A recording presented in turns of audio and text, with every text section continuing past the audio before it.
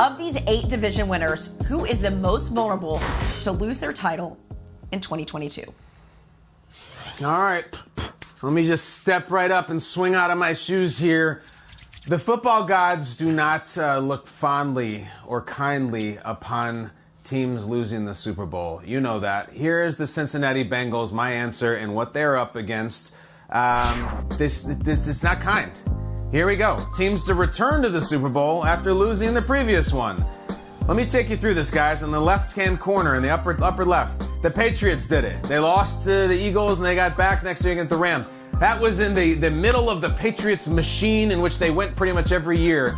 Before that, you got to go back to Jim Kelly Bills. That's the last time someone has done it. So that is what Cincinnati is up against. And if you lose the Super Bowl, the next year is a disappointment if you even lose in the divisional round. I hate to say this because Cincinnati has so much goodwill and they're so likable and they built the team right and they got the young stars and the coach who came of age right in front of us. And yet, guys, you also get rewarded with a first place schedule. The game is different. You're not the cute little Bengals. You're not sneaking up on anybody. In the last month of the schedule, they're going to go at Tampa, at New England, Buffalo on Monday night, and then the Ravens. They go 2-2 in that. I don't know if they're winning the division. That might be the difference in a playoff loss. There is a naivete that I think is very endearing and yet pretty typical this time of year when you just kind of decide that the losing Super Bowl team is going to be great again. And then you come in and Peter has his insight and his information and points out astutely, and they got better and they added more players. And I get it. I totally get it. There is a thing that happens when you have a magical season like that is a combination of injury luck, officiating luck, COVID luck, and just good old-fashioned karma in which things went your way. And now when you do them in a division where Baltimore's back and healthy, Cleveland is more talented, and Pittsburgh is Pittsburgh, Cincinnati was an awesome run. I don't think they're going away soon, but they got a lot to deal with this year they did not in the past. It's the season where we worship that team, Peter, every year. But I've been through a lot of these things, and often it goes really tough for that losing Super Bowl team. Sure, and it's fair. I don't think Bengals fans are puffing their chests out saying, well, you know, we've got this thing in the bag. Lamar Jackson's back, and Deshaun Watson's in your division. Yep. And you're right, Kyle. Pittsburgh's defense is going to be as good as ever. I'm going to go one step further, though. Why just a Super Bowl loser? How about the Super Bowl winner? What do you think a mental psyche trick it could be when you win a Super Bowl and now you're looking into training camp and you walk in there and you say, all right, are you as hungry as you were a year ago? I mean, think about what Matthew Stafford did last year, coming from Detroit in 12 seasons of no playoff victories, going on that run.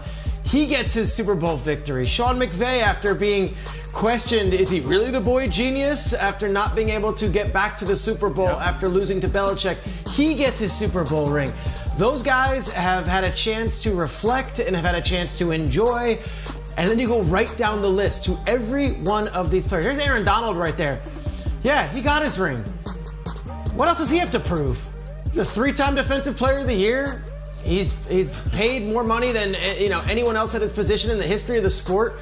Cooper Kupp, what's he got to prove? He just won the Triple Crown, and Whitworth's no longer there. Like, to me, I look at that Rams team, and it was so all in for 2022, where we're going to get Odell, we're going to get Vaughn, we're going to get all these players. We're going to put this dream team together, and we are going to prove the doubters wrong.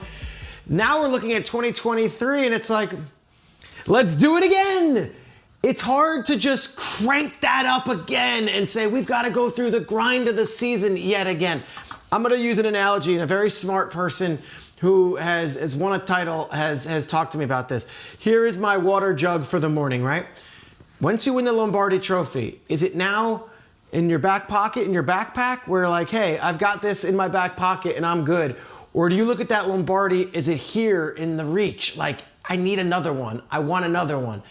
There's somewhere in between back here in your back pocket, I'm good, I can retire, I've got my Super Bowl ring, and wait a second, one's not enough. I need that second one that I think these Rams players and coaches need to really come to terms with. How hungry are you? How much do you want this? I think they're a better team than the Niners, the Seahawks, and of course the Cardinals, but I don't know if they've got that same fire and that same hunger. And then you add the fact that they're the team with the bullseye on them. Let's go. Rams, step up.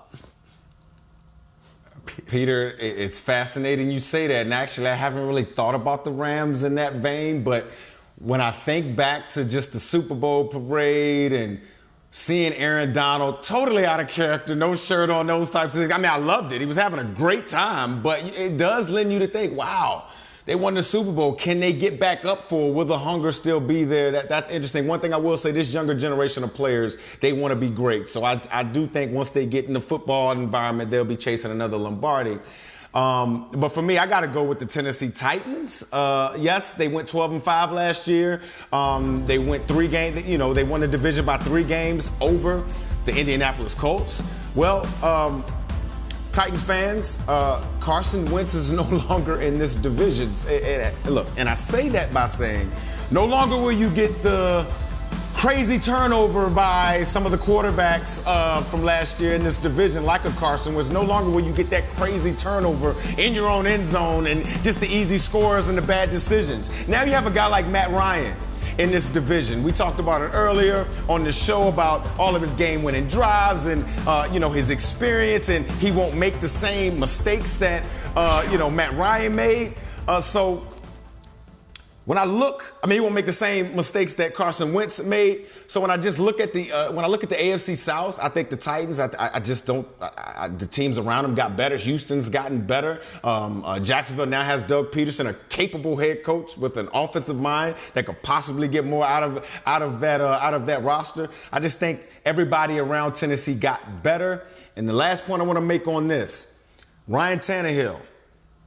They drafted a guy, Malik Willis. Yes, you're the starter, but the fact that you feel like you had to respond a certain way, the fact that, now that there's some real competition behind you, what happened when you had competition behind you in Miami? What happened with that situation? I think there's real pressure on Ryan Tannehill, and we're going to really, really see if Ryan Tannehill is a franchise quarterback or is that guy for the Tennessee Titans.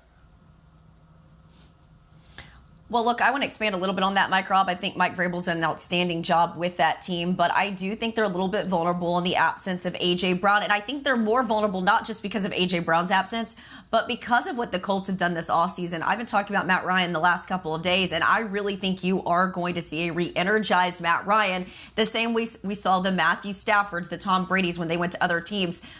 May I please have week 8 from last year, guys? Colts and Titans. If you'll remember this game came down to Carson Wentz and this bizarre pick 6 from Wentz in his own end zone that completely turned the tides in that game. That led to the Titans winning in overtime.